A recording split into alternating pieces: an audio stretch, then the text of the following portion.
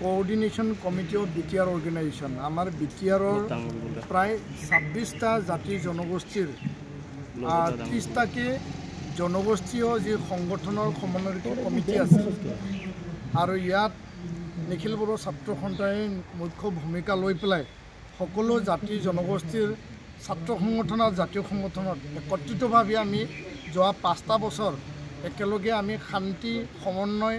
আৰু সুৰক্ষিত বড়োলেণ্ড বা বিটিআৰৰ কাৰণে আমি কাম কৰি আহিছোঁ আৰু জাতি জনগোষ্ঠীৰ অধিকাৰ তেওঁলোকৰ সম উন্নয়ন তেওঁলোকৰ যিখিনি ভাষা বা ভূমি মাটি বাৰী আৰু আন যিবিলাক সমস্যা আছিল সেই সমস্যাখিনি জাতীয় সংগঠন ছাত্ৰ সংগঠনত থাকি আমি কি ধৰণে চৰকাৰক আমি হেঁচা দি পেলাই চৰকাৰৰ লগত আলাপ আলোচনা কৰি পেলাই মীমাংসা কৰিব পাৰে এই এটা উদ্দেশ্যৰে এই কোঅৰ্ডিনেশ্যন কমিটিটো সামাজিকভাৱে ৰাজনৈতিকভাৱে আৰু শিক্ষা দিশত অৰ্থনৈতিক দিশত যিবিলাক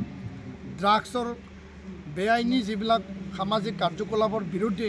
আমি কাম কৰাৰ কাৰণে আমি সংকল্পবদ্ধভাৱে আগবাঢ়িছিলোঁ সকলো দিশত আমি একেলগে উমৈহতীয়া আমি কাম কৰি আহিছোঁ আজি পুনৰ আমি চিৰাং জিলা এই কাৰ্যালয়ত নিখিল বড়ো ছাত্ৰ সন্থাৰ অধ্যক্ষতাত সকলো বিটিআৰত 26টা জাতি জনগোষ্ঠীৰ 30টাকে জনগোষ্ঠীয় সংগঠন আমি একেলগে পুনৰ মিলিত হৈছোঁ আৰু যোৱা সময়ছোৱাত যিবিলাক আমি কাম কৰিলোঁ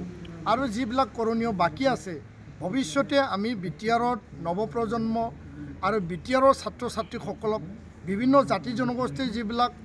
জ্বলন্ত যিবিলাক বিষয় আৰু যিবিলাক সমস্যা আছে আমি একেলগে কেনেকৈ সমাধান কৰিব পাৰোঁ সেই ক্ষেত্ৰখনক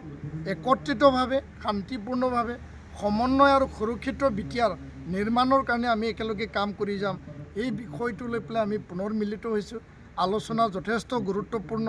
আৰু এই আলোচনাত সকলোৱে নিজৰ নিজৰ কথাখিনি তেওঁলোকে মানে প্ৰকাশ কৰিছে তেওঁলোকে স্থাপন কৰিছে আৰু আশা কৰিছোঁ আগন্তুক দিনত আমি একেলগে ঐক্যবদ্ধভাৱে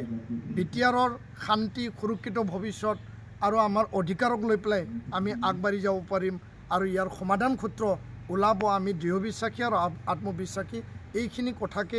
আমি প্ৰকাশ কৰিছোঁ ধন্যবাদ। আজি দেখিবলৈ